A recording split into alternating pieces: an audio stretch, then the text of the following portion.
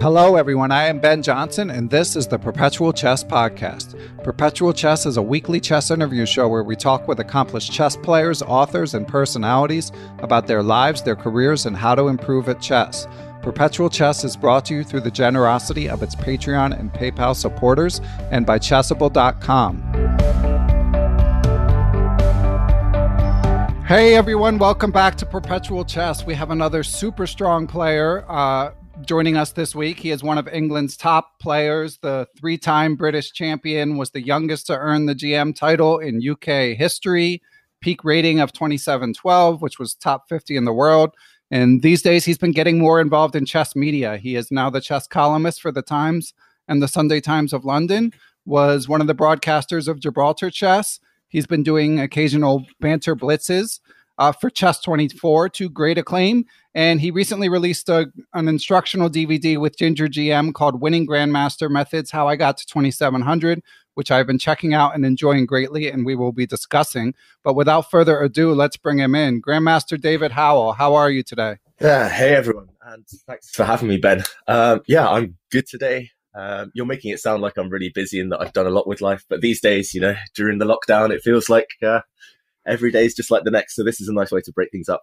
It's nice to be here. Yeah, for some reason I'm having not having any trouble getting guests lately with everyone stuck at home. I definitely hear where you're coming from, although your accomplishments do speak for themselves. But yeah, a lot of time on our hands. And, that's right. No excuses to say no to things. Exactly. I think we all kind of look for ways to kind of keep things interesting every day now. So yeah. And are you still, I know that you're from south of London. Do you still live there? Or do you live in the London area now, David? Yeah, that's right. So I've moved about a bit. I grew up in a place called Sussex, so right on the southeast coast of England, right by the sea. And then I went to university in Wales. So I lived in Wales for 5 years. Then I moved to London for a year or two. And yeah, I'm back now in Sussex, actually. It's hard to justify living in London, unfortunately, because especially if you're a chess player, kind of traveling around the world half the year, then it's hard to justify the rent. So as a former freelance New York resident, I can definitely relate to that. No, exactly. And I don't know. It's fun, but tough to pull off. Yeah, that's right. City life is mixed blessings as well. Yeah. And I'm sorry, what was the name of your town? I looked it up. Something? Seaford or Seaford? Yeah, Seaford. It looked beautiful in the pictures. Okay. I'm impressed you've done your research. Yeah. I didn't stalk your house. I didn't Google search your house or anything, but I did check out the town. Okay. For everyone who wants to know, I live at number 40. Right. No, but yeah, it's a nice place. Yes. I mean, I live 5 minutes walk from the sea, and there's some cliff tops that are quite famous. The Seven Sisters, which are just a short drive away. And I mean, it's nice. It's a nice place to relax between the kind of madness of tournaments. So. Yeah, which you're getting a lot of relaxation time now. Yeah, exactly. I'm kind of itching to get started again. But yeah, I bet. So you, in your banter blitzes, you've been nice enough to answer a lot of questions, and you made it sound like you're having periods of motivation and periods of no motivation during this quarantine. Yeah, that's right. I'm sure it's the same for you, for everyone right now. I mean, I think I go through different phases in my life as well. But yeah, at the moment, I'm kind of on top of things. I feel kind of I've finally got my life in order. It's been nice to have some downtime. I finally caught up with all my admin that's been building up for the last year or two. I'm finally, trying to start getting fit and things. But yeah, there are days when it's just hard to kind of even get changed, get the motivation to even brush the teeth and that stuff. So, yeah, I hear you. I'm half joking, at least. And the other thing I wanted to ask you is, I mean, obviously I've been a fan of your chess for a long time and been aware of you as a top level chess player, but up until the past, say, few months, I knew you best for basically photobombing or making brief appearances in Fiona Steele Anthony's vlogs. Oh, dear. Not my finest moments, sorry. You would always be in there making goofy faces, but then it was like I never actually heard you talk.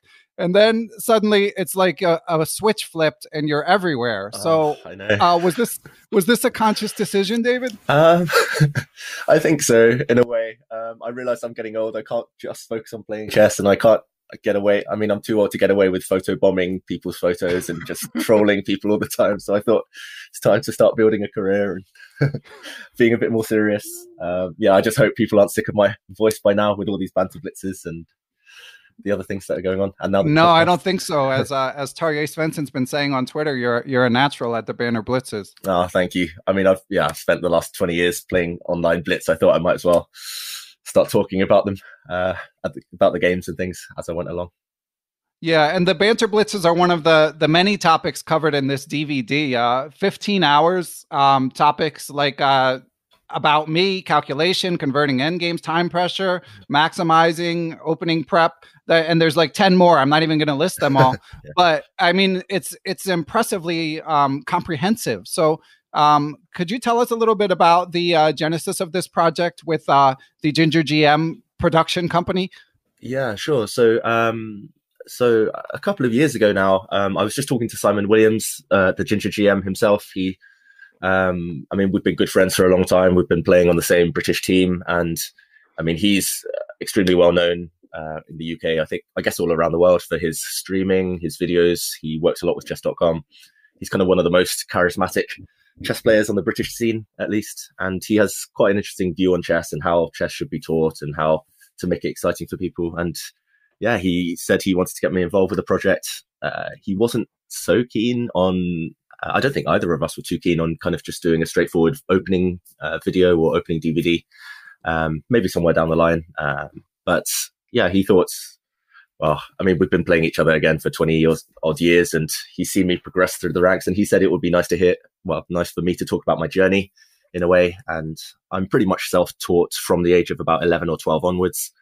I had a lot of coaching when I was up to that age, but after that, I thought, okay, it's time to try and figure out this game all by myself. And yeah, I've learned a few things along the way. So this was just a chance for me to tell some stories, to show how I work on chess, and hopefully some of those tips might help the viewers pick up a few rating points along the way. So yeah, it was just nice to get the opportunity to talk about all these different topics. We figured, okay, it might end up being quite a long course, but if I was able to touch on as many subjects as possible, I think in most chess DVDs, even some chess, even chess literature, that not many sources talk about things like, you know, the practical things like how to deal with time trouble, because sometimes it is unavoidable, unfortunately, and and everyone has their own different ways of learning. And if mine resonates with other people, then that's just a bonus. So yeah, hopefully everyone does enjoy it.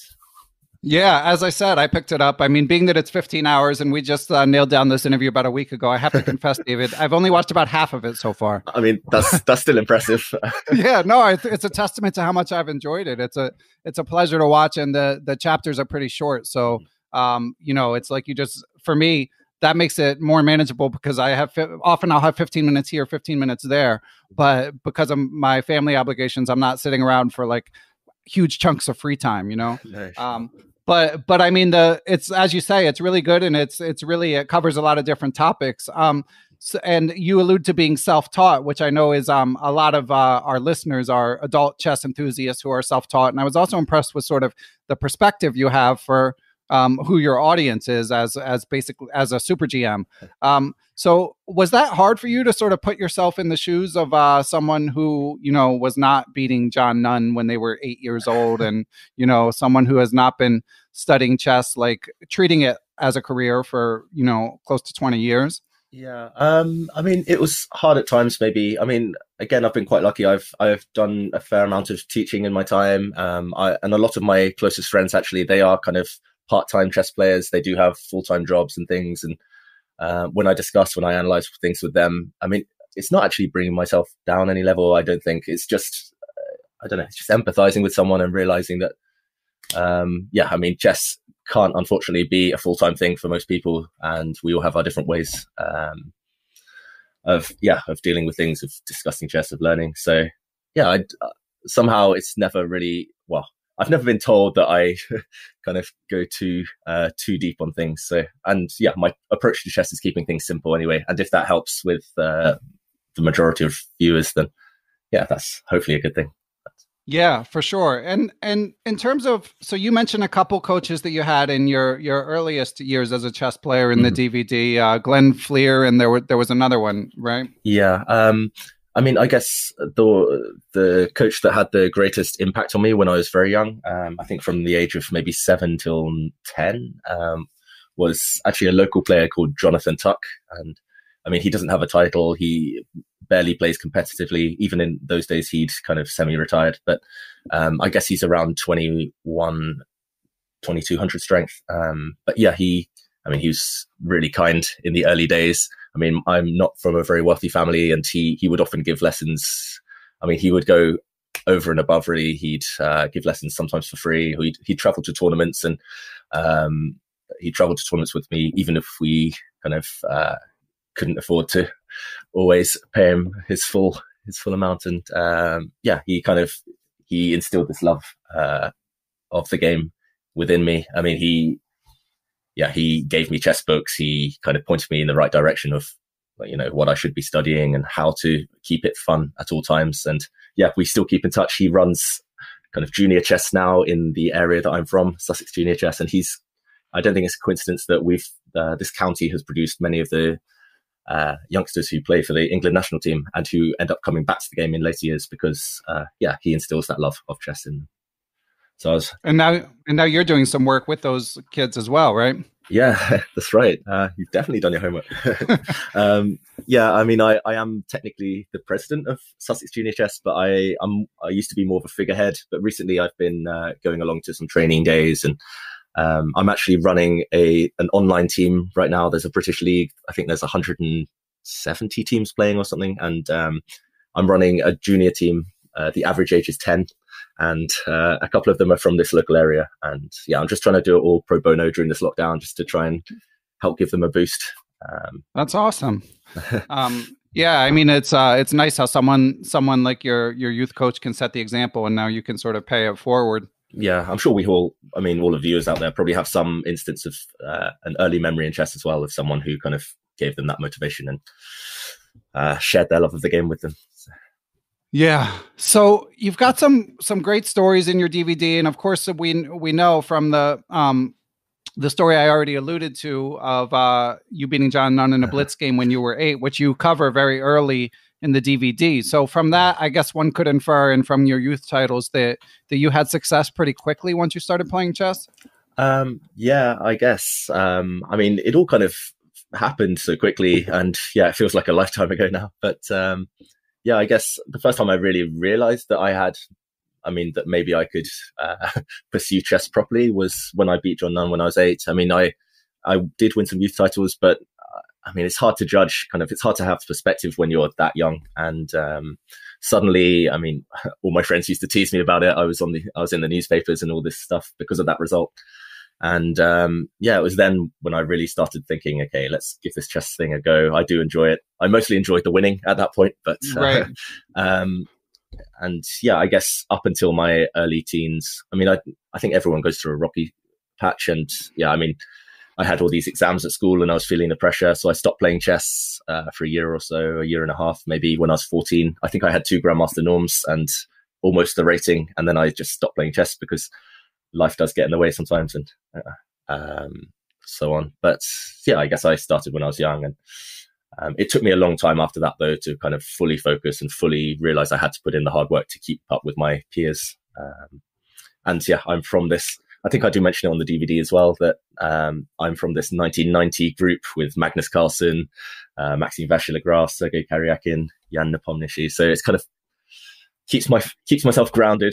I look at these guys and think, okay, they went far and above, but hopefully on my day I can still compete with them.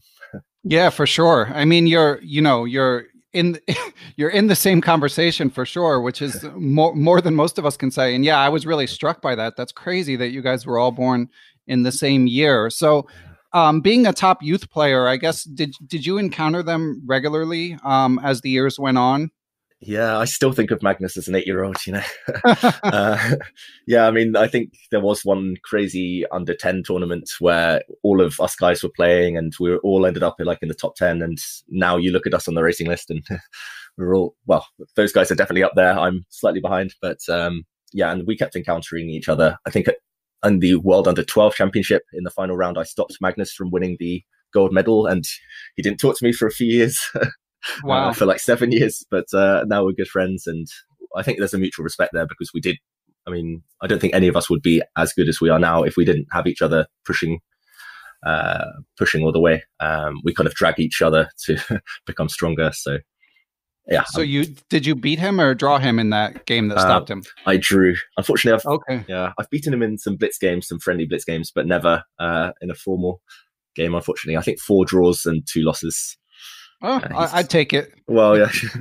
I had him on the ropes though a couple of times, and I might have missed my shot, but oh well. Yeah. So you mentioned you're a strong young player. I tried to track down, FIDE of course has their old top 100 list, but I couldn't find an old top junior list of like you guys in your prime. So where did you all fall on the rating spectrum before Magnus kind of pulled ahead? I mean, I know Karyakin was obviously breaking records.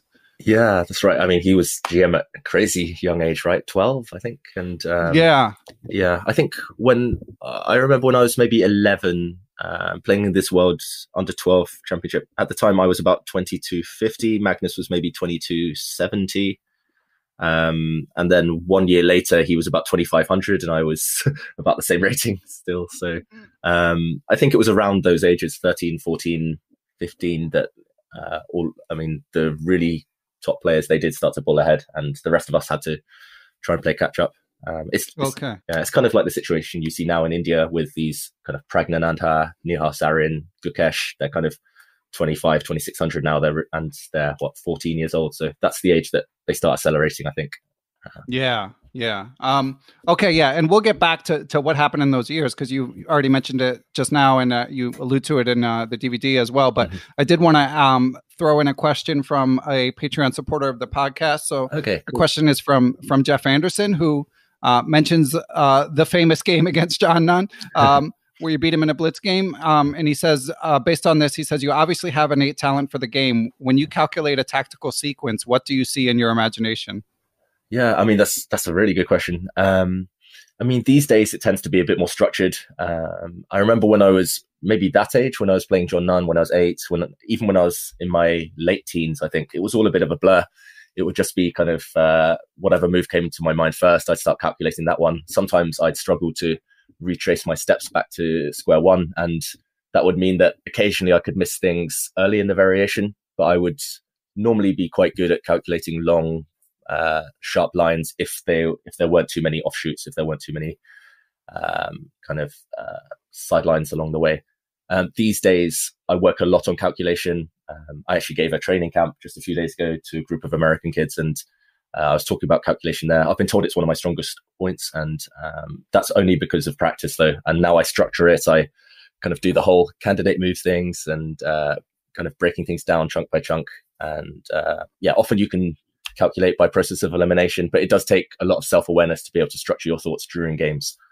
So, I mean, the way I recommend to study is maybe going through endgame studies, for example, Dvoretsky, that kind of thing.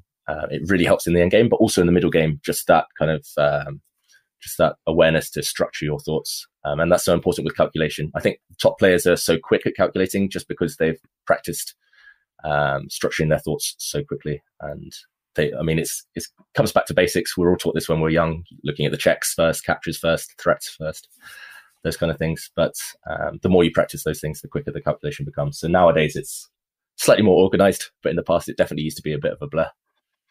Okay, yeah, and you walk through some calculation in a study or two in the DVD, which is quite helpful. So I want to ask you both how you work on your calculation now and how you worked on it when you were an up and coming player once you started to be more self-taught. So I mean, you just touched on it, but what was your how much were you studying and where were you getting the resources as a kid, first of all? Yeah, so I guess I was very lucky. I mean, my father, he was obsessed with books. I kind of grew up in a room. There were bookshelves on 3 walls, and I mean, that meant that he was happy to buy in as many chess books as possible. I mean, when I was really young, and kind of computers were kind of still in their infancy, and they still weren't so strong, and there weren't many online resources in those days. So I mostly learned from books and playing through positions.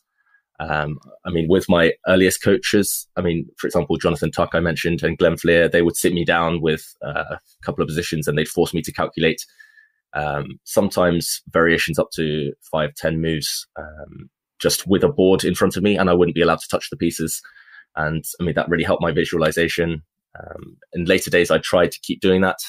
So often, I mean, nowadays players do this kind of puzzle rush on chess.com, and they do these kind of short, sharp things just to keep their minds fresh with tactics. But I think with calculation in general, it helps to just sit there with a board, imagine it's a game situation, and just force yourself to practice those trains of thoughts that you would have during a game. I definitely think that with those endgame studies, for example, I started picking those up when I was maybe in my late teens, and I'd force myself to sit there and try and work things out, make sure I definitely hadn't missed any resources, defensive resources along the way for the opponent. Or I mean, it's hard work, and it takes a lot of discipline not to move the pieces about, or not to just go online and do this short, superficial calculation stuff. But if you structure it slowly, then it definitely has its benefits later on when you do sit at the board. Yeah, definitely in the easier said than done category. No, definitely. That's the hardest part of chess to work on, actually, the calculation, I think, but it's the part that pays off the most. Oh, great advice. And if you are doing one of these studies and you're not finding the answer, like, are you ever giving up, or do you just keep trying no matter what? Yeah, I'm a stubborn so-and-so, so I try to keep going. But actually, I find the best way, for all the listeners out there, I think the best way is to have a sparring partner to push each other, to test each other. I mean, right now, it's hard to get one of those over the board. But I mean, for example, online, there's so many players that maybe if you find someone of a similar level with a similar kind of interest in chess, and you can set each other puzzles, try and push each other to solve them, and stay motivated when you're unable to find the answer. And I think that's the best way in general to improve. What's the longest you've ever spent on like one study? Can you think of any? Actually, earlier this year, you mentioned Gibraltar. So I was commentating there, and one evening, a friend, we didn't have a board. We were just at dinner, and a friend told me this, asked me to set up this position in my head, and I literally took me days to solve it. And I was going mad by the end of the tournament. During the commentary, sometimes I'd lose my train of thought just because I was thinking about the position. I eventually got the answer, but even then, it took hours to keep going back in my head and making sure that I hadn't missed any. Do you mind saying who it was? So it's actually a Romanian woman player called Irina Bulmaga. Okay, and I was in a group, actually. You mentioned Fiona, her partner Alex. We were all kind of sitting in a group. We were having a drink after a long day, and we were just discussing chess and life and stuff. And suddenly, I don't know how it turned to impossible chess problems, but she gave me this position, and it was. Would you be willing to send me the position for me to put in the show notes? Yeah, sure. I'll do that after the show, for sure. I want to be clear. I'm not going to try it. I know. Maybe with a board it's easier, but I was told I had to do it in my head. And, Okay, but I mean, that shows the hard work and the obsessiveness necessary to reach your level. Yeah, I think that's the one thing we have in common. Unfortunately, we are quite obsessive, no matter what we turn our minds to. And were you like that as a kid, like studying on your own? Once, like, were you just bitten by the bug and obsessed from a young age? I guess. Although, I mean, I'd like to think I was quite well balanced. But there are times when I was obsessed, and I would just play as much as I could. I mean, as soon as I discovered things like the Internet Chess Club and playchess.com, I used to play blitz for hours on end. But no matter what I did, I tried to make sure it was quite structured. Along the way, I'd always make notes, in the blitz games if an opening problem came up, or if there was a pattern of why I'd lose, or but it's obsessive, I think is the right word. No matter what I do. I mean, I used to be obsessed with football, with tennis, all these things, and a bit like Magnus, you see with his fantasy football. Once we turn our minds to something, we have to push it the whole way. And did you play them, football and tennis, or more as a fan? Yeah, I used to play them all the time, especially football. It was literally an everyday thing for me at school, and kick about afterwards at the weekends with my friends, everything. But unfortunately, these days, no time. And slightly older, less fit, all that stuff. Don't give up, David. What are you, 20, 29, 30? How old? 29, yeah. Yeah. 30 later this year, so I'm trying to make the most of my energy while it lasts. Sounds like you're having a tough time with this 30th birthday. Yeah, I think, I've been chatting online with some of my friends during this lockdown, and they're all kind of on the video calls. They all bring out their babies halfway through, and I'm just sitting here thinking, what have I done with my life? Enjoy your freedom while you can.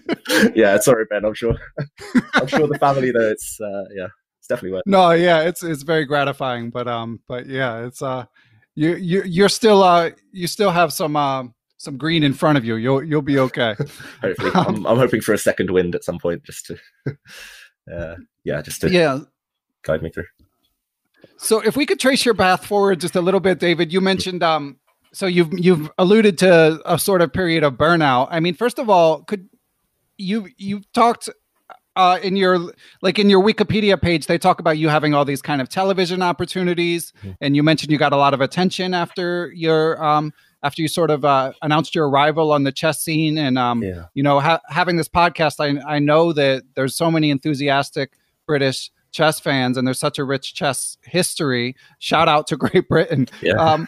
So could you talk a little bit about what it was like and how you managed feeling sort of expectations as you continued to progress? Yeah, I mean, I think you've hit the nail on the head completely. It was the expectations that I think got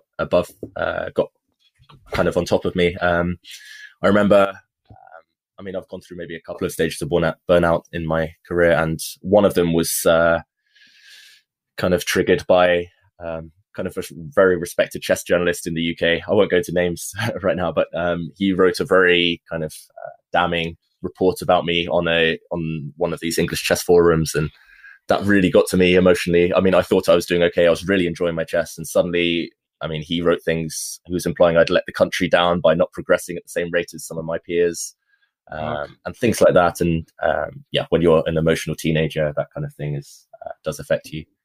I think. Yeah, I mean, I've always been in love with the game in a way. It's just, some of the expectation that comes around it. And especially if you don't surround yourself with the right people and, if at a certain time. I mean, I know in my teens, there were a lot of people pushing me in different directions. And I think it was just nice to take a step back.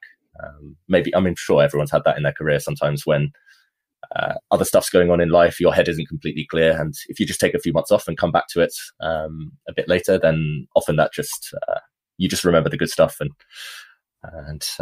hopefully all the negative influences, you're able to get rid of those, because it took me a long time, but luckily in the end I was able to move past all the media stuff or the expectations or the negativity. Yeah, that doesn't sound fun for a teenager to deal with. Yeah, even now I'm a bit bitter, but luckily I've kind of put it out of my mind mostly. Yeah, well, sorry to dredge it up.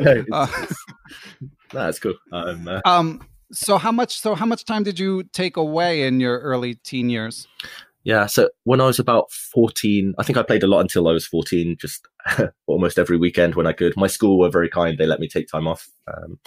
But when I was around 14, in England we have these exams called GCSEs.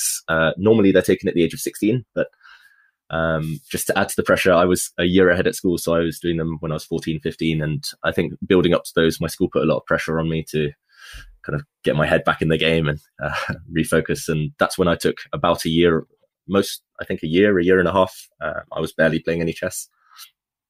But then I came back. I managed to get my Grandmaster title at 16. And then, after that, I took a year before, I took 2 years out actually before university to play a lot of chess. As much as I could. But then, it was mixed feelings. I saw all my friends at university having a great time, telling me how amazing life was. And I thought I wanted that life experience as well. So I think at the age of 19, I went to university. And then from then on, I only played maybe 1 or 2 tournaments a year. So I still played a bit, but far less active. And I didn't keep up with the chess study as much as I should have done. Well, I mean, do you have regrets, or are you happy with? It was, as you say, pulled in both directions. I mean, it had to be hard to choose in either way. No, that's right. I mean, again, it's I mean, I know I'm indecisive in terms of my life and career choices. I've always I think until the last couple of years, actually, I've always been thinking, should I really pursue this chess thing for the rest of my life, or should I have a backup plan? And I'm sure a lot of listeners out there have that as well, with a couple of things in their lives. And I guess it took me a while to overcome, and yeah, I mean, I'm still not sure whether I made the right decision. There are days when I look at Magnus and that lot, and I think, if I hadn't given them 4 or 5 years head start on me, then maybe I'd be up there competing with them a bit more often. So yeah, mixed feelings, but in general, I loved my time at university so much. And again, it taught me to be a bit more structured with my thinking, and it forced me to, I studied English literature and philosophy at university. It forced me to do a bit more reading, kind of self-introspection and all that stuff. So yeah, I'm grateful for the experience, and I met some of my best friends along the way, which is a bonus.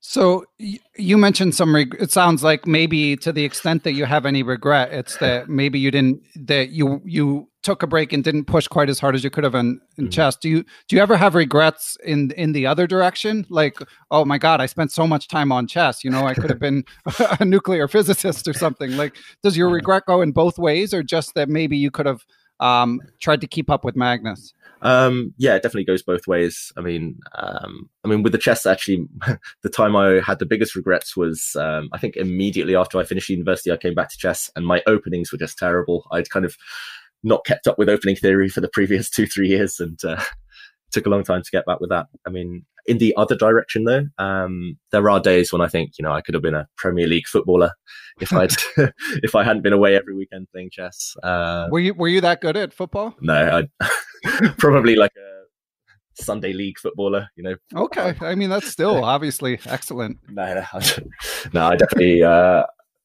everyone thinks they could have been something, but no, I don't think that was ever on the cards for me. I would love to pursue academia a bit more in future. I always had this pipe dream of being a writer of like historical fiction. But yeah, I think that's some way down the line for me again. Okay. David, you're still young, but exactly. The chess world is happy to have you. So no, thanks, Ben. Yeah, I definitely need that reassurance once in a while. And I think Great Britain in particular, I gather, as I said, very, very passionate chess fans. And I did just as a chess journalist, I in hearing you talk about it, I wanted to seek your counsel a bit, because I often get emails asking for a particular guest, and whenever they're sort of in their early teens, I'm always slightly hesitant. I try generally to be fair to my guests and to be supportive. Yeah. But on the other hand, sometimes I wonder if attention itself can be corrosive at times to strong young players. From your experience, what's your opinion? Is it like, what's the proper treatment for young talented chess players? Yeah, that's a really good point. First of all, I would have been a terrible guest when I was in my early teens. I would have been very monosyllabic, and I wouldn't have been able to get some proper answers out. But in general, I lean towards kind of sheltering them as much as possible, kind of minimizing any expectations on their shoulders. I know there are a few chess players now, for example, Nihal Sarin, who gets a lot of media attention, and Firuzia and that lot. But I do think they have great they have great parents helping them along the way, and they have a lot of kind of people dealing with the social media for them, helping them kind of manage all of the stuff that comes along with being one of the kind of hottest young prospects in the world. So, and you see Magnus Carlsen, he had his dad, he has his manager, they've been with him every step of the journey, just kind of helping him minimize his kind of duties, his burdens. And it's a tricky balancing act. In general, I would, especially in England, I would try not to put too much pressure on people's shoulders at too young an age. It can definitely go to the head or kind of weigh you down. And as the hottest young prospects, they need to be well managed. But yeah, I think if they're lucky, if they do have some great role models around them, then they can definitely still go far. I do just regret maybe letting it get to me a bit too much, and maybe not talking about how much it was getting to me along the way. Yeah, it's hard though. You're a kid, Exactly. It's hard to communicate. It's hard to deal with everything. That's right. Yeah, and your point about like you would have been a terrible interview, like that's something that I wasn't I wasn't a prodigy to begin with, but I would have been a terrible interview too. So I mean, like that also sort of points me in the direction of giving people space, you know. Mm-hmm. But I mean, people do, you know, young talents are fascinating, you know. People want to know how their minds work, so there's always an interest, but there's also, like you say, people need space. Yeah, exactly. I mean, I'd love to actually hear more from some of these young players, because I think they train now in a completely different way to the way I trained when I was younger. I mean, I think most of their stuff, Nihal Sarin, I think he plays like 5 hours online every day. Firouzia just only plays online every day pretty much. And I'm just fascinated that they can get to such a high level, just purely by working with computers and technology. And yeah, for me, that's mind-boggling. But yeah, I guess I'll ask them when they're a bit older. And Okay, so David, we're going to take a quick break to hear from Chessable. Two important aspects of chess improvement that Grandmaster David Howell highlights are the importance of calculation and of knowing the classics. On Chessable, you can work on both of these skills at once by studying Chess Calculation Training 3, Legendary Games by GM Romain Edouard. This is an awesome book for fairly advanced players with over 480 exercises, and it has chapters devoted exclusively to Kasparov, Kramnik, Fischer, and Karpov. Of course, it has Chessable's Move Trainer technology to help you remember the patterns you learn, so go to chessable.com and have a look. So David, another, of course, favorite part of mine from the DVD, the story of the training session with Kasparov. So just incredible stuff. I don't know how much you want to reveal of this gold material that can be purchased for a modest price, but could you tell the story a little bit about what it was like and the circumstances under which you got to play these training games with the legend himself? Yeah, sure. So I mean, it still feels a bit surreal. Yeah, it was a few years ago. So it was in 2017, and I was living in London at the time, and I think I was teaching that day. I was rushing about, or I was meeting some friends, and I got back afterwards and I saw I had a missed call. I had a voicemail on my phone, and I listened to it, and it was this. It was like, I mean, I'm not going to do an impression, but it was a rather deep voice, you know, saying, "David, what are you doing next week? Would you like to come to Croatia?" And we got in touch, and Gary invited me out to his place out in Croatia. And I was actually due to play a different tournament, and my mum and sister were supposed to come along with me, just a family holiday. And I mean, he was nice enough to ask them to come along with me to Croatia, and he covered it all. And I mean, that's so nice of him. But yeah, the idea was to play a training match. Gary was making a comeback in St. Louis in a rapid and blitz tournament, and I think he just wanted a sparring partner. Probably he just wanted someone he could crush, you know, just a bit of an ego boost. And I think he wanted to try out some opening ideas and maybe discuss a few things along the way. And yeah, it was surreal. We played 27 games. He did beat me by a few points in the end. But yeah, it was just incredible just to see his intensity and to get to play someone I regard as the greatest chess player of all time. I mean, we were playing on a balcony with the beach right there, and Gary was in shorts and a t-shirt, and yeah, it all feels like a dream. And I think definitely the first few games I was in awe. Like, I lost a couple of rapid games at the beginning just because I thought, oh my God, I'm sitting here with Garry Kasparov. And I managed to warm up towards the end and test him a bit more, and I got a few victories under my belt. But yeah, it was, lifelong dream that I didn't even know I had. And and you can see a couple of the games in the DVD, which is a treat in itself. That's right. So I have so many questions from this. Number one, did you even know he had your phone number? No, but I've had some stranger people call me in the past, let's just say. So, oh wow! Now forget Kasparov. Let's hear about that. No comment. But yeah, I think he got it through a mutual friend. So I was a bit surprised, of course. But yeah, if Garry Kasparov calls you up, then yeah, it's definitely an honor. It's definitely flattering, and yeah, that was a shock. Yeah, and like I say, you cover the chess in the DVD, which Mhm. is super fun to see. But Yeah. so he never sort of. You mentioned you don't really know how you were chosen. Did you have many casual conversations with him? Were you guys Mhm. having drinks at night? Like, what happened when you weren't doing chess while you were there? Yeah, so we had dinner a couple of times together. Actually, he's got a very strict routine. Even now, after after the games in the evenings, his mother would often interrupt our analysis sessions, saying, "Okay, it's time for Gary's walk," and he'd go for a walk or a jog every evening for an hour or two. And yeah, we did have some time to discuss the chess. Actually, because we were playing blitz and rapid, often we would spend some time afterwards just reconstructing the games, making sure we had them in our notes, and especially the openings we would discuss as well, because I think that was the part of his game, the openings, that he was most worried about. I mean, having been retired for 12, 13 years at that point, so he was definitely worried about the openings. And his calculation was still sharp as anything. He was out-calculating me. He was quicker than me. It was very impressive for someone who hadn't played for so long.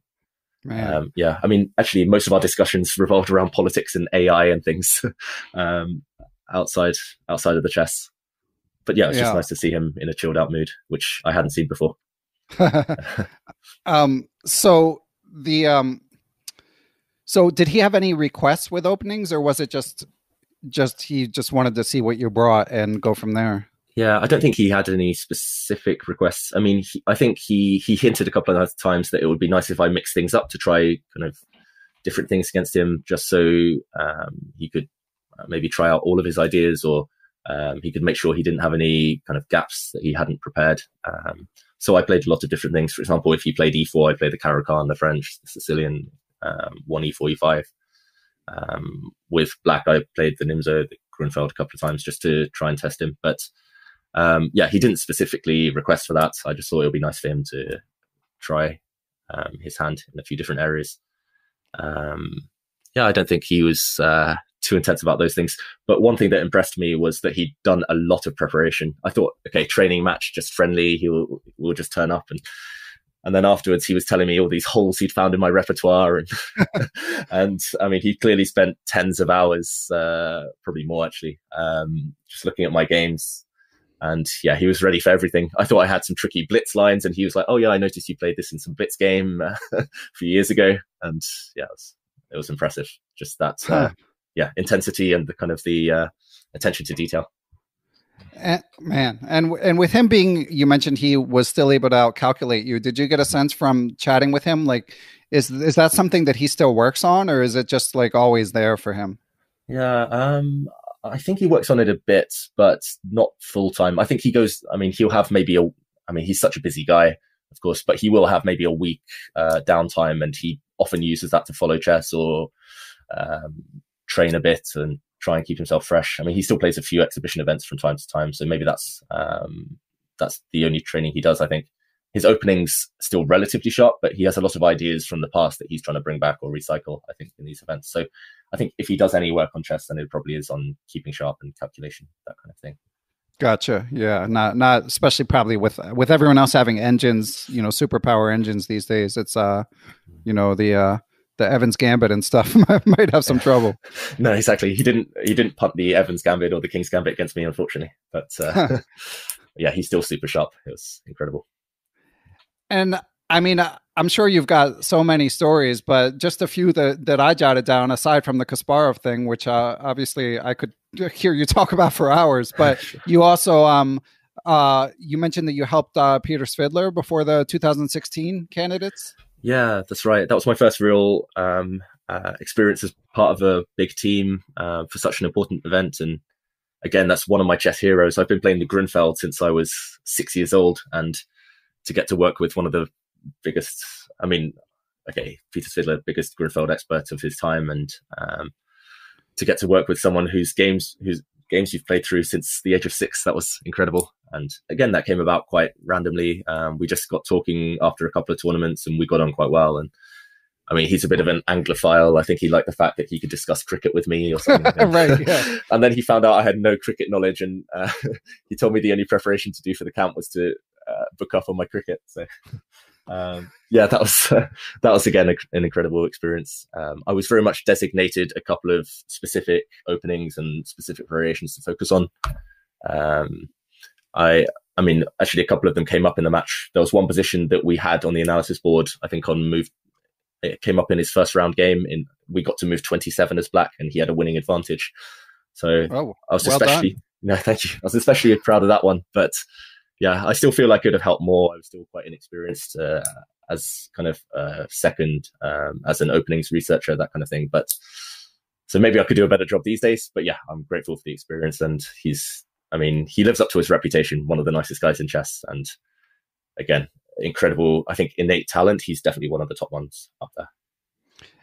And so would you be interested in doing something like that again if an opportunity arose? Yeah, I mean, if Magnus or Fabiano or someone, if you're listening, then yeah, give me a shout. I'll give you mates rates. Yeah. Excellent. I haven't heard that term.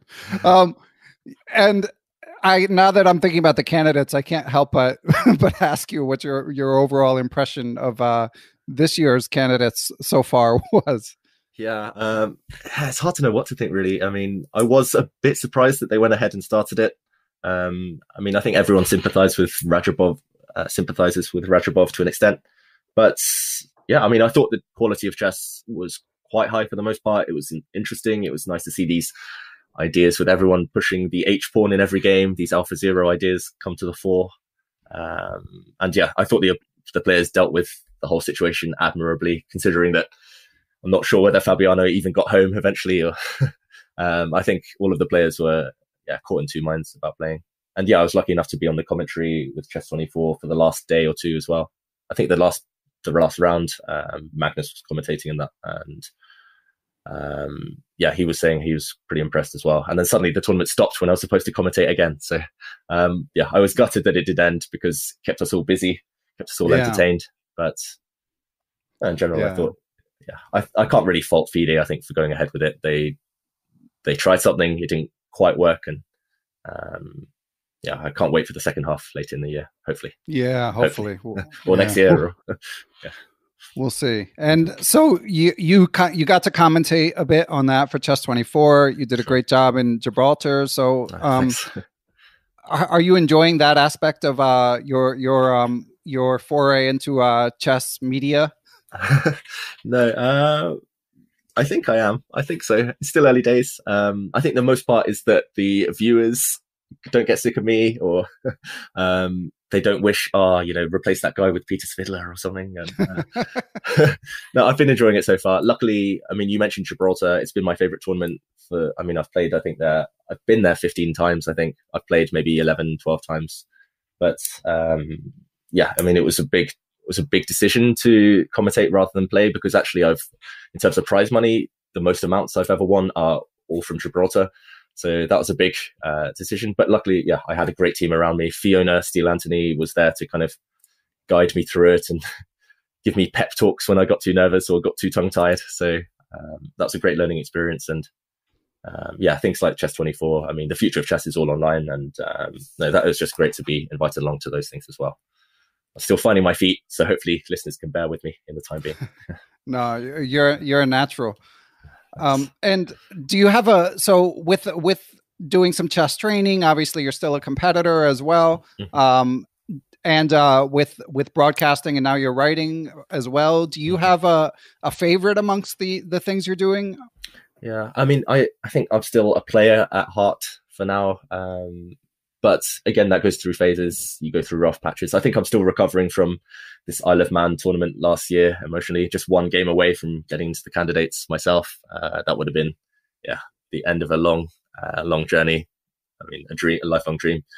But I feel I have a lot of unfinished business with the playing. It took me a while to get back to my best, but yeah, still some stuff to do with my playing career. But I do enjoy the writing a lot. I've been writing for the Sunday Times now for nearly 3 years, and the Times just taken over recently. And yeah, again, I feel there are far better writers out there than me, but I'm enjoying it and I'm learning, and hopefully the stuff I'm writing is interesting, at least for everyone. The commentary, yeah, I enjoy that too, but I don't think I could do that full time yet. It's just, yeah, I'll run out of things to say eventually. Yeah, you gotta watch more shows like Jan Gustafsson. Exactly. Yeah. I mean, when in doubt, he always ends up talking about Breaking Bad or some basketball thing.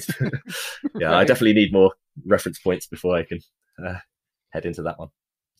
And you mentioned your near miss for making the candidates. Sorry to sort of drill in on a sore subject, but okay. But I mean, I would love to hear you sort of go behind the scenes of what it felt like going into the last round, and you know, what ended up happening. Yeah. Yeah, I mean, I think you've chosen a good time. I'm finally getting over it. So,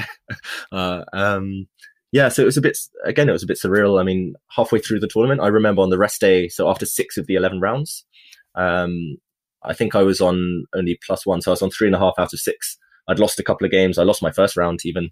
And I had no expectations. I knew only one person qualifies. I mean, Carlsen's playing, Caruana's playing, Aronian's playing, all these guys. So I just killed all my expectations there. On the rest day, I played football with Magnus and a few others. I remember I was chatting with Fiona. We actually did a stream on the rest day and with Simon Williams, the GingerGM, and they were saying, come on, you can do this. You can win some games in the second half. And I just remember thinking, okay, they're just teasing me now. They're just mocking me. So I had zero expectations. And then suddenly I started winning in the second half. I mean, I managed to beat Kazim Janov, former FIDE world champion, and Alexander Grishuk. And I found myself in this last round game against Wang Hao with black, knowing that a win would give me great chances of qualifying. But yeah, I mean, I was just trying to treat every game as it came. And I had this routine. I wouldn't check the pairings the night before the game. I'd only check in the morning when I woke up so that, you know, I could sleep peacefully and everything. And apart from the fact that the last round was a morning game, I remember the last thing I did before I went to bed was I checked my email because I had a newspaper deadline, and a friend of mine had messaged me. He said, "Good luck against Wang Hao." And that whole night, I just I couldn't sleep.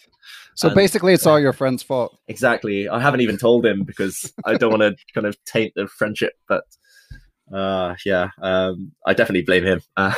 But yeah, I mean, it didn't help that Wang Hao's been a bit of a bogey player for me in the past, and also his approach to the game. So he had white. I thought there was a huge bunch of us who kind of could have qualified if we'd won.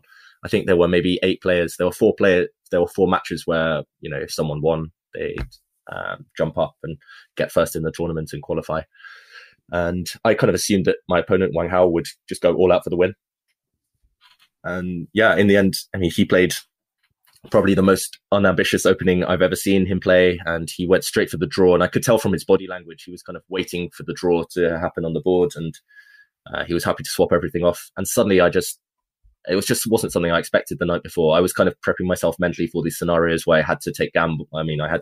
I had to risk things. And I was sat there in the most dead drawn position ever. I mean, I still had to be accurate to make the draw, but I kind of saw a couple of paths to kind of the handshake. And I just sat there for 45 minutes at one point. I froze and I just got really depressed thinking, okay, I didn't even get a chance at achieving my dream of winning and qualifying for the candidates because he took my winning chances out right from the opening. And yeah, of course, it's never healthy to sit there and philosophize during a game. And I decided to sacrifice my queen for no good reason. I thought, okay, worst comes to worst, I'll probably have a fortress or something. But my thinking was all fuzzy and I didn't calculate. And actually, I was just one move away from getting that fortress. And the one trap I set, my one winning hope, he saw it immediately. And of course, he refuted the whole concept. So actually, I blew a lot of money because I didn't want to go for the draw, and everyone gave me a bit of stick for self-destructing like that. I got some hate messages on Twitter from some Russian fans as well, who thought that I'd kind of thrown the game on purpose because my blunder was so elementary. But yeah, it was just an emotional day, really, and a bit of a blur. But hopefully, I'll get another shot one day somewhere down the line. Yeah. Like I said, 29, you're still young, David, but thank you for being willing to talk about it. I mean, I'm sure that's okay. I mean, it's probably all come out as a bit of a, jumble there, but hopefully people can see the emotion that chess sometimes brings. And you mentioned you feel like you're recovering. So, what have you learned for any similar situations that you will doubtlessly face at some point? Yeah. I mean, so I did a bit of research on you as well, and I know you used to play poker quite a lot. Yeah. Wow. And they talk about tilt in poker, and I mean, I think the main thing I learned from that game was just not to go on tilt. I mean, okay, you're not always. I mean, even if you play a great game, sometimes you can't win if the opponent plays well as well. And I think there was nothing I could do in that game. Even if I'd drawn, okay, I would have made a bit more money, but I still wouldn't have qualified for the tournament. But the downside was that I did let it affect me in my next few events. And so I did go on tilt for a couple of months, and I undid, I think, 2-3 years of hard work, gaining all my rating points. I undid that all in the space of 2 tournaments, pretty much. So I think what I've learned is definitely to be more aware of the tilt and to try and minimize its effects as quickly as possible, or at least to take a small break if I feel that things are kind of getting out of hand. Because I ended up losing 50 rating points in the space of 2 tournaments, pretty much, and it's a long way back from there. Yeah, I mean, I don't know how you guys do it to begin with. Competing at the level that you compete with when everyone's so prepared and so sharp. So yeah, it's not easy. It's getting harder by the day as well. Yeah. And were you okay, like mental health wise? I mean, did it like bleed over into your personal life and your sort of general outlook, or were you able to keep it compartmentalized? Excuse me. You know what I'm trying to say? Yeah, I know. Sure. I think it did. Yeah, it did affect me, definitely. I mean, I've struggled a bit with mental health things in the past. I think being self-employed, being on the road so much, being alone half the time, it does. I mean, chess is one of the trickiest lifestyles to kind of stay on top of things with. And I think until about 6 months ago, I never really discussed mental health with anyone really. But I was feeling really down for the next couple of months after that game. I think it was just a trigger rather than the sole cause. But luckily I do have some good friends that I can talk about things with. And I found it was healthy to kind of try and keep busy. I mean, hence all the media appearances, as you mentioned, and hence all the coaching or the, that's why I'm trying to stay fit as well. It's nice to kind of keep the mind occupied in a way, but it's just nice to surround yourself as well with positive influences. And that really helped drag me through that whole period in my life. So. Yeah. Well, first of all, thank you for being willing to talk about it. That's okay. And second of all, I'm glad to hear it. Sounds like you're doing a bit better. Definitely something to stay on top of and check in with yourself. And as you say, exercise is good. Yeah. And third, you wouldn't know it from your appearances. You always seem to have a sunny disposition when you're public facing. Yeah, maybe I should have been an actor. I don't know. But yeah. I think all of us at some point we go through ups and downs, and especially for those, chess players, we definitely need to be more aware of things like mental health, I think, and not be afraid to discuss it with people, for sure. Cool. All right, David, 2 more things if you're up for it. Yeah, of course. Hit me. All right. Excellent. So number 1, I mean, I got your 2 stories about Kasparov and Svidler. I know you did a training session with Yusupov. Are there any other like crazy stories, whether they be brushes with chess legends? I mean, I know you've played basically everyone, or like brushes with celebrity, like outside of that? I'm not sure, really. I mean, I've been very lucky. You're right. I've played most of the top guys now. Some of them I've played drunken blitz with, which has always been fun. Who plays the best drunken blitz? Mamedyarov, probably. Now he said at some point that he quit drinking. I mean, yeah, I think I played him just before that. Okay, his teetotal phase. But Carlsen's still very good, even when he can barely. Oh, I shouldn't say this. Even when he can barely stand. But, we've seen that online, so it's okay. Okay, yeah, you didn't hear it from me. But I don't know. I mean, I've played chess with Woody Harrelson, I guess, which was quite fun. He's a really good chess player, actually. Very impressive. Who else? I mean, I remember I did some coaching at a chess event in London that was run by this great charity, Chess in Schools and Communities. And it was called Yes to Chess. It had American schools taking part. And so all these different schools would win different tournaments online, and they'd all come together for a live final. And I was coaching a bit at this event. I gave a simultaneous, and I was just around And at one point we had this giant chess game, so on a giant chessboard. And I was doing the commentary on it, so I had a microphone. It was in the middle of Hyde Park. I don't know if you've been there in London. It's this huge park, and there was a music festival going on kind of every evening. So I was there with a microphone. Kind of, it was empty at the time, the park. It was quite early in the day, and I was commentating on these kids playing against each other. And then suddenly I feel lots of people starting to whisper and kind of chatter and murmur. And I just looked kind of to my left, and there's this guy sat there in a wheelchair, and I looked again, and I thought, oh my God, it's Dave Grohl. And oh wow, yeah, so the lead singer from the Foo Fighters, and he was in Nirvana and everything, and so one of my favorite musicians. And he was because I think he had this accident, so he broke his leg. I think he fell off stage or something, and he was meant to perform at this concert, and instead, he was just having a holiday with his family in Hyde Park, and he stopped to watch the chess for a few minutes. And and I did ask for an autograph, and I got rejected. Oh no! Or I asked for a photo or something, and because he was like, "Oh, sorry, I'm with family right now." And but yeah, I've met some cool people along the way, luckily, and I'm very thankful. I mean, that's the beauty of chess. I mean, you get to. I'm very appreciative. I've been able to travel a lot and meet some really cool people, and from lots of different cultures. And I wouldn't have otherwise been able to do that, I think. Yeah, that's funny. So you recognized him even though he was in a wheelchair? Or did I mean, it took me like a double take or a triple take. It was just surreal. His leg was up in a cast.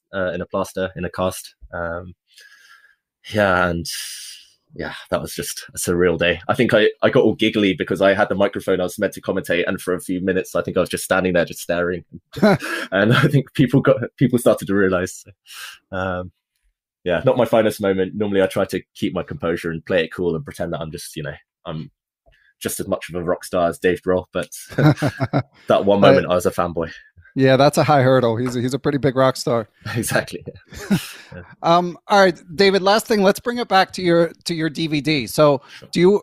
So I've watched about half the chapters. Do you want to hazard a guess as to what my favorite is so far? Ooh, handling time trouble? No. Actually, I mean, I know that you're kind of well known for time trouble issues, and I talk about it so much on here that I've had time trouble issues that I decided I was gonna spare the listeners, and I haven't watched that part yet. Okay, good. So, I mean, it definitely won't solve all the time trouble issues. It's just a way of handling it better when you get there. But, yeah. No, it was the pattern recognition section. Okay.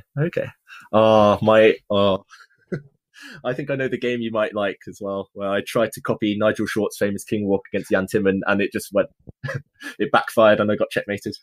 It was actually the Fischer one. I mean, of course, I'm familiar with both of these classics, but what David does is he shows you very famous chess positions, and then talks about ways that he has attempted to or has successfully incorporated it in some of his own games. Yeah, I mean, I think that's one thing that, like, when I do coach younger players, I try and instill in them is that they do have to keep up with top games, or they do have to kind of read through these classics, because I mean, it's just an easy way to pick up these ideas, to pick up these patterns, and they come up much more than you'd expect.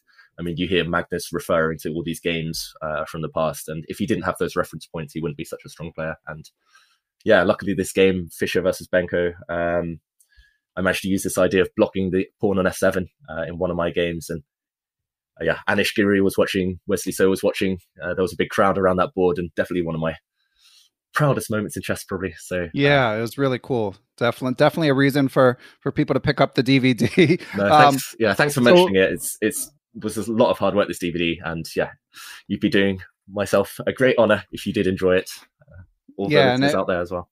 15 hours for, like, I think I paid $60 or something. I mean, obviously well worth it in terms of the ROI and the entertainment and instructional value.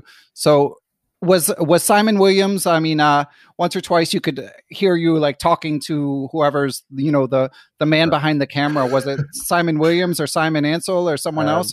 Yeah, Simon was with me in the studio for half of it. I think in the end, he got sick of me. Kind of, I'm a bit of a perfectionist, so I kept stopping and starting and trying to edit. And in the end, he was just like, "Come on, just film it. It's 15 hours. It will take years if you keep redoing the whole chunks." And yeah, you mentioned earlier, they're in small chapters, so each chapter is about 15-20 minutes on average. And often I would film a whole 15-minute thing. I'd be unhappy with one word that I said, and I'd go back and refilm everything. And I think he was just sick of me by the end of it. So, no, it was fun to do, and a lot of love went into it. And hopefully, it's hard to envision Simon as like a super exacting director. You know? He wasn't at first, but he had the worst protege to work with, I think. Excellent. Well, David, this has been amazing. Thank you so much for sharing all these experiences, and I'm really enjoying your new public persona. No, thanks, Ben. I'll try and keep it up as long as possible. And thanks. Excellent. Thanks to you for having me. I'm a big fan of the podcast. Oh, I appreciate it. And you're on Twitter. Is there anywhere else for people who want to see when you're doing banter blitzes and all that stuff? Is that the best way to keep up? Yeah, that's right. So either Twitter, so it's at David Howell GM, or I'm trying to Instagram a bit more. So David Howell Chess is my Instagram. I do have a competition with a friend to get as many followers as possible, actually with Fiona Steele Anthony. So, she's tough. Yeah, she's tough. Yeah, she's got a big head start. I didn't tweet for 2 years, and I think I've posted 10 times on Instagram in 3 years. But one day I'll get there. Hopefully with your help, everyone. Okay, so guys, do him a favor. And David, thanks again. Stay safe during these crazy times, and look forward to seeing you online and in tournaments. Yeah, cheers, Ben. It's been an honor. And stay safe, everyone. Special thanks to my producer, Matthew Passy, and thanks to you all for continuing to listen to and spread the word about Perpetual Chess. You can spread the word on Twitter. Follow me. I'm at BennyFishel1. You can join the Perpetual Chess Facebook group and continue the dialogue about each interview after it is released. I also want to thank the people who've written a few new reviews on Apple Podcasts. That's good to see. Reviews on other podcast platforms and YouTube are also appreciated. But of course, most of all, I would like to thank the people who provide financial support to the show, especially these days as a lot of our lives are in upheaval. We're stuck at home. There's work changes and all that stuff. So it means the world to me that you guys have stuck with me and even in some cases added new support in these crazy times. So thanks. I really appreciate it. For anyone who's able to support, it is the Perpetual Chess Patreon page where you can donate through PayPal if you go to perpetualchesspod.com. So with that out of the way, first of all, of course, I would like to thank the sponsor of the show, Chessable, and I also would like to give extra special thanks to the following people and entities for their support. They include Quality Chess Books, the Capital City Chess Club, the Apprentice Twitch channel, Andrew Bach, Austin Clough, Benjamin Porteau, Kathy Carr, Chad Oliver, Dan O'Hanlon, Danny Davidson, David Schreiber, I am Dimitri Schneider, I am Eric Rosen, Faraz Sawaf, Gary Foreman, Greg Nattel, Greg Shahadi, Guven Manet, Jens Green, John Jernigan, John Rockefeller, John Cromarty, John MacArthur, Kelly Palmer, Kevin O'Callahan, Lorraine Dore, Lucio Casada Silva, the law offices of Stuart Katz, Michael Can, FM Michael Oblin, Mike Zelazny, Moonmaster 9000, Peter Sodi, Reuven Fisher, Seattle Chess Club, Thomas Stanix, Thomas Tachenko, Todd Bryan of StrongChess.com, Todd Kennedy, and I also would like to give thanks to the following people and entities: Aaron Waffler, Ace Vallega, Adam Ralph of ChessEngland.com, Adrian Gutierrez, Alex Pejas,